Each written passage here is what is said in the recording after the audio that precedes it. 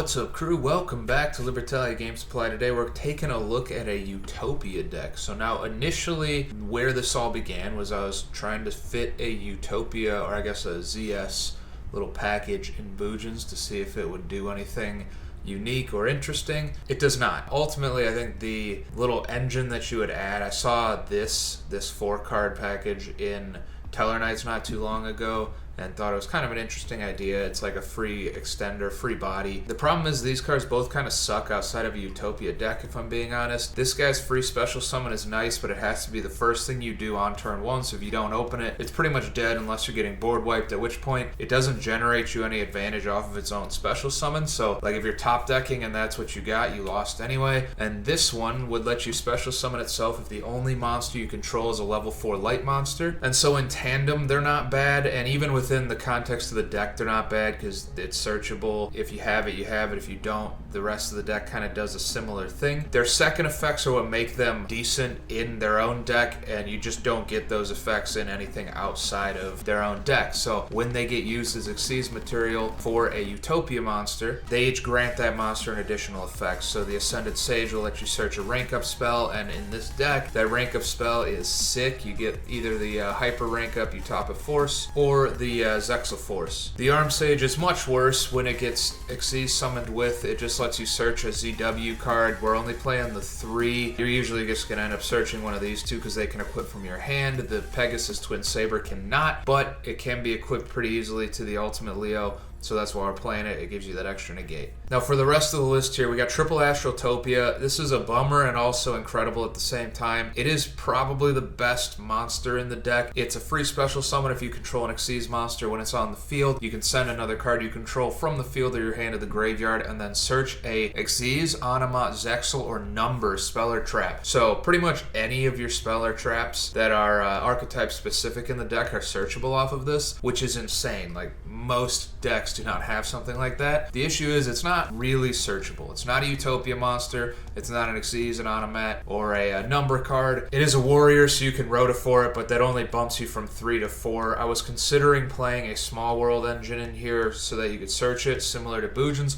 The problem is the deck is very self-contained, and so it takes a lot of resources for it all to work, and if you start putting other stuff in, like forcing other stuff in to search one particular card, you're probably losing out on consistency and seeing the others, and you really need a lot. That's something that I noticed about the deck is there's not really a 1-card combo in any sense. I suppose technically there would be like 1.5 or 2.5, or even a 2-card combo you can set up 2 negates, but it's just not super powerful, and so you need to see a lot of copies of your starters and extenders and what have you. For our automat monsters here, these are super silly actually. Triple of Utopic, triple Zubaba Bancho, Gaga Coat, and double Dododo Dwarf, Go Go Go Glove, and I won't be saying those again. Now really what's better than having any of these in your opening hand is having a way to get all 3 of these into your opening hand, and that's because the Utopic you would use as your normal summon, and you really don't have any other normal summons in the deck that you absolutely need.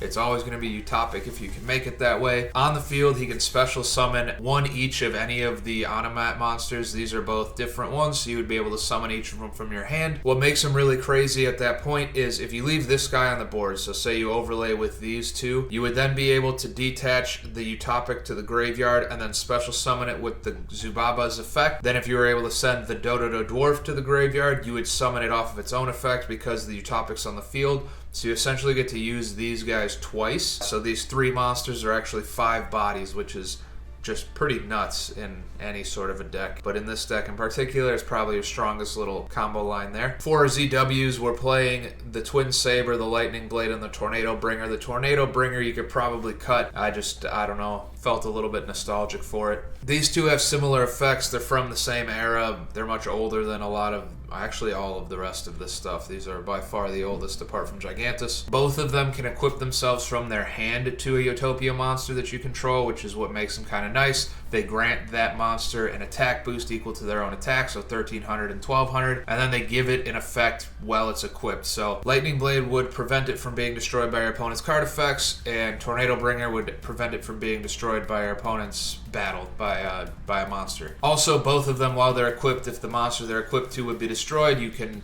destroy that card instead, the equipped card instead. Now obviously if you're to have both of them equipped, that monster can't possibly be destroyed, and so they would be removing it in some other way, and so that last effect is a little bit useless. The Pegasus Twin Saber is probably the best CW monster. The only issue is that you can't equip it from your hand, which makes sense. It's a free negate when it's equipped, and it does have an ability to special summon itself. If your life points are 2,000 lower than your opponent's, it can special summon itself out of the hand. Once it's on the field, it can then equip itself to a Utopia monster, and then while it's equipped, you can negate a monster effect activated on your opponent's side of the field. So very nice effect there. Most of the time you're not going to be going through the trouble of summoning it, though there are some effects that let you burn your own life points. Not this, that would be a terrible idea. And there are some effects in the Upstart Goblins that let you gain life points, and so that made the Upstart Goblin kind of doubly useful with increased consistency, plus making some of these effects, because this isn't the only one that has an effect that requires some type of a life point discrepancy. And then we've got the one Gigantis. If you open a beautiful 5-card hand, the Gigantis could let you extend into having the Leo Utopia Ray with 2 negates, the Utopia Dragnar with the attack reduction, and being able to special summon a number 38 with a spell negate, and then special summon again on your opponent's turn. The extra monster I have in here is Galaxy Eyes, because I thought it was funny that you could get it to 12k attack really easy, but this would probably be something more useful. My initial thought is Buzz King whenever we get that, as well as one of my all-time favorites, the F-Zeros. So you can set up a filthy board, and so playing the one Gigantis for that reason just kind of made sense to me. For spells, we got the Rhoda. A lot of these are warriors, so it makes sense there. We got the triple Automata Para. Now since we're on it, the Para and the Utopic, I was playing at 2-ofs, and I just bumped them to 3s because 2 of something else or 2 different 1-ofs, super inconsistent. All the 1-ofs I got in here are searchable, and so you'd be able to search them at certain points in combo lines in order to adjust to whatever the game state is. I could still see dropping these down to 2-ofs and maybe playing some more hand traps, but I just didn't, so make that adjustment if you like it. Now this is the searcher for your automat monsters. You can activate this card and then send a card from your hand to the graveyard, and then search 2 of Zubaba, Gagaga, Go-Go-Go, or Dododo monsters. So any 2 of these, it can be 2 of the same. Really, you're probably going for Utopic plus one of these 2. If you don't have something in your hand already, if you don't have one of these 3 in your hand already, you're probably going for Utopic and Zubaba, because you can still manipulate your plays a little bit in order to use this effect to summon this back and get that extra body. Then we're playing the triple Automata pickup. So the reason these were at 2 is because the pickup can search either one of them, and if you can search this, you can also search this. So essentially you'd be playing 7 copies of either this or that, depending on which one you wanted. So that's just to reiterate that I think that the 3rd copy of both of these is probably unnecessary. I just didn't have a better idea of what to fit in there. But what it does is when you activate it, it searches an Automat card from your deck, adds it to your hand, except another copy of itself. It's a continuous spell, which sucks a little bit in testing. I fucked myself a few times by activating this first, and then the Ascended Sage is now dead, so don't do that. But otherwise, it's a really nice search card. It's like a tanky kinda. Its other effectiveness on the field is entirely useless. It can just make all of your Automat monsters the same level, but we're only playing level 4s, so that doesn't matter. For our rank ups, this is also probably a little bit of redundancy in here that you could clean up. I think that the Zexal Force is less necessary. The Hyper rank up magic Utopia Force is unbelievably good. So Hyper allows you to target a Utopia monster that's rank 9 or lower, which is all of them except for Dragonar, and then it lets you rank it up straight to a rank 10 or higher, which is Dragonar at rank 12. Then while it's in the graveyard, if you use the effect of a rank 10 or higher Utopia monster to summon a number exceeds monster from your extra deck, it can equip itself to the monster you summoned as material, which is what makes this thing super good. And you want to try to get extra materials on it so that you can do that twice, because usually you can do that, put the number 38 up, equip, use this effect in order to negate a spell, and then quick effect use this to summon something else and equip that to that monster as well. So really, really good rank up. I would pick this one over this one 100 times out of 100. The Zexal Force, on the other hand, is only going to let you rank up by 1 rank, which would typically be from 4 to 5. It lets you rank up into a Utopia or ZW. And so the reason I was playing this was for the Dragonic Halberd. I thought that there was something interesting that I could do with this because it lets you search that Zexal spell. Then you have a couple decent ones, Searchable Monster Reborn. This can fix your hand, but that's about it. I don't think it's really worth it to leave it in there. It's just another case of, cut this, cut this, and play hand traps probably would be your best bet. But I just wanted to make sure I showed off all the little options that I was playing around with. Well, after it ranks up the monster, it then takes a ZW or ZS card and puts it on top of your deck. That sucks because you don't really want to draw those. You're going to be wanting to search them off of effects or equip them straight from the deck or whatever. But this has a search effect that you would detach material for, and so you'll end up shuffling that deck anyway. But we'll move on. We got the one Zexal Construction. I started out with 3 of this because it seems like it should be a really good card. Reveal a card in your hand, and if you do, add one of the following cards from your deck to your hand, and then shuffle the revealed card into the deck. A ZW monster, a ZS monster, a Zexal spell, a trap, a rank up magic spell, a rank down magic spell, and it's a once per turn. It seems so good to just be able to replace something with what felt like almost anything else, but it just isn't. The only other Zexal spells you could search are the rank ups, so those aren't super great. We don't play any rank downs. And the ZW and ZS monsters aren't really good searches because, like I noted, these are not really good unless you're turn 1, play 1. This is what you're doing.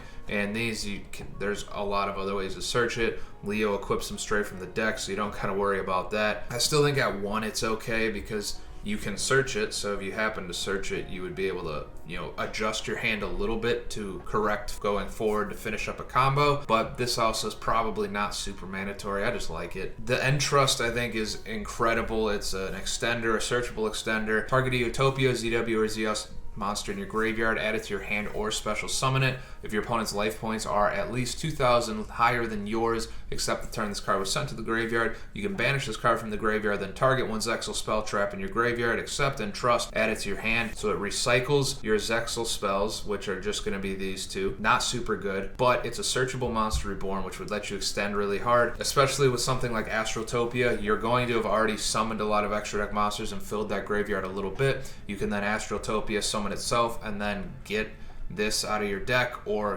whatever else, obviously, and then extend even further. So I like this a lot. I'd probably keep this for sure at 1. We've got the One Xyz Change Tactics. It is one of the craziest draw cards I think I've seen. Also searchable off of Utopia. So anytime you summon a Utopia monster, you can pay 500 life points and draw a card, and that's not once per turn. And just summoning the Dragonar is 3 draws. So you pay your 1,500 life points. It starts to turn on some of these other effects.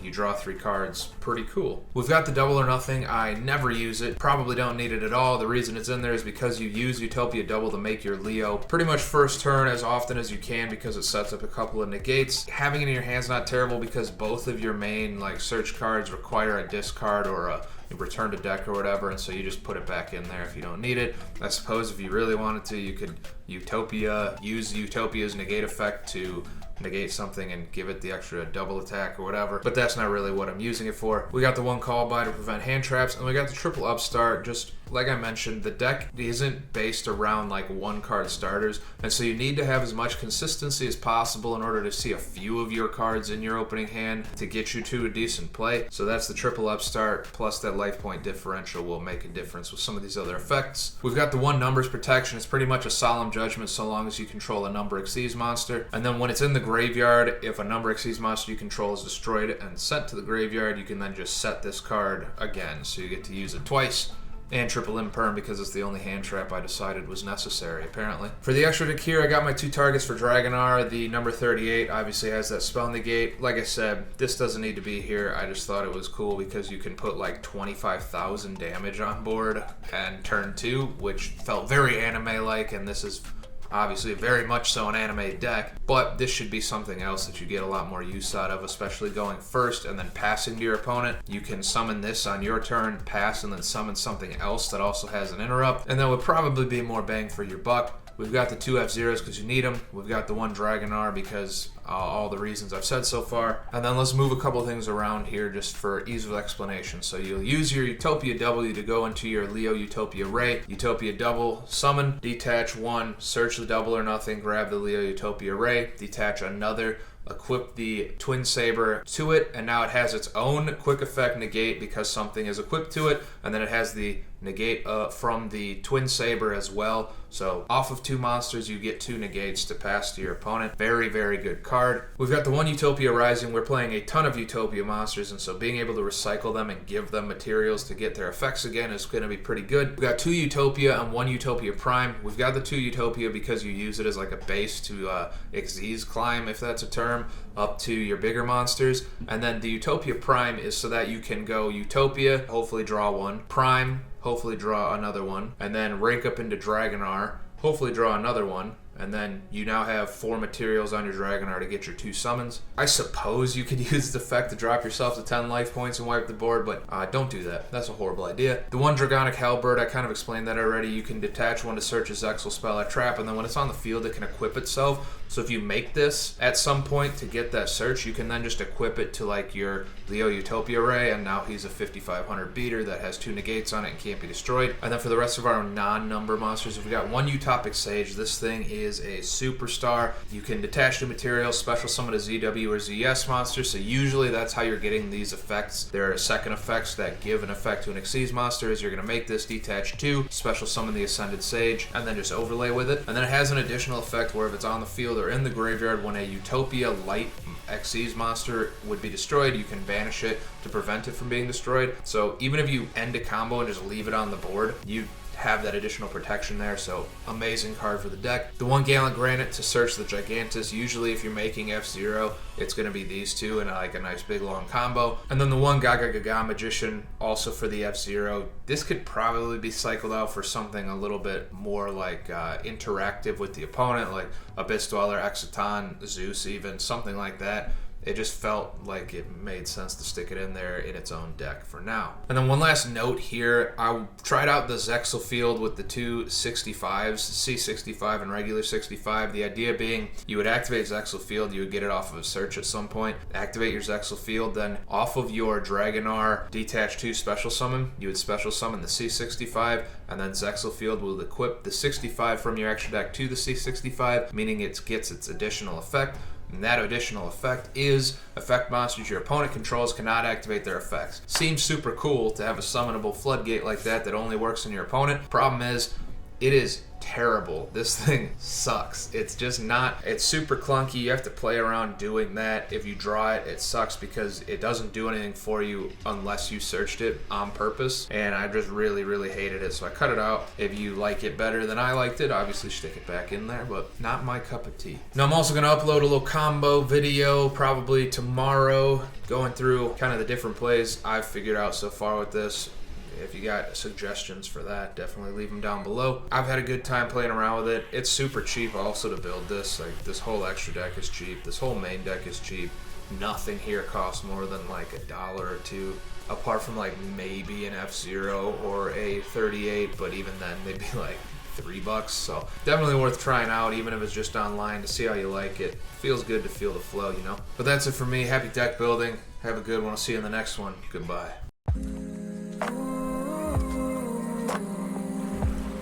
Oh